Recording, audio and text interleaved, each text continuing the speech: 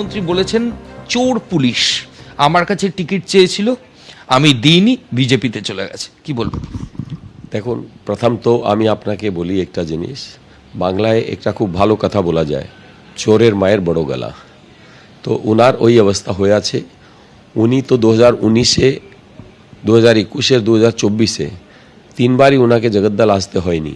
এবার উনি বুঝতে পেরেছেন জগদ্দলে উনি হারছেন এবং ব্যারাকপুর, পুরো ব্যারাকপুরের 7 সিটে উনি হারছেন।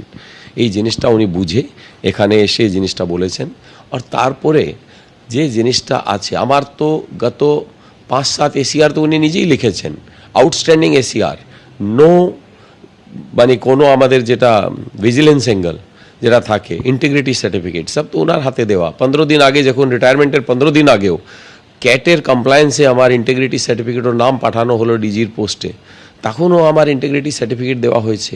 তো কোন মুখে সব কথা বলে কাকে উনি বোকা বানানোর চেষ্টা করছেন? আমি এটাই বলছি, এটা চোরের মায়ের বড় গলা। উনি বলছেন যে আপনি তৃণমূলের কাছে টিকিট চেয়েছিলেন, ওনার কাছে টিকিট চেয়েছিলেন, সেটা না দেওয়াতে আপনি বিজেপিতে জয়েন।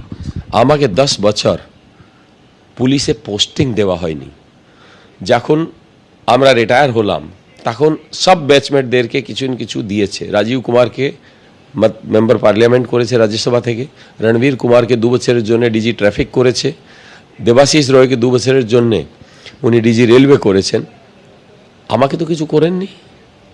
কোন স্বপ্নে উনি ভাবছেন কি আমি ওনার কাছে কিছু চাইতে যাব? ওর ওনার পার্টি থেকে, যেখানে সব চোর ওর লোক ওখানে ভর্তি আছে, ওই পার্টিতে আমি টিকিট চাইতে যাব? মানে কোন স্বপ্নে উনি বাস করছেন? উনি ভয় পেয়ে আছেন। আর একটা প্রশ্ন আপনার কাছে, আপনি কি ইলেকশন কমিশনের কাছে কমপ্লেন করছেন এই বিষয়ে? হ্যাঁ, আমি ইলেকশন কমিশনকে জানিয়েছি, ওনার বিরুদ্ধে কমপ্লেন করা হয়েছে।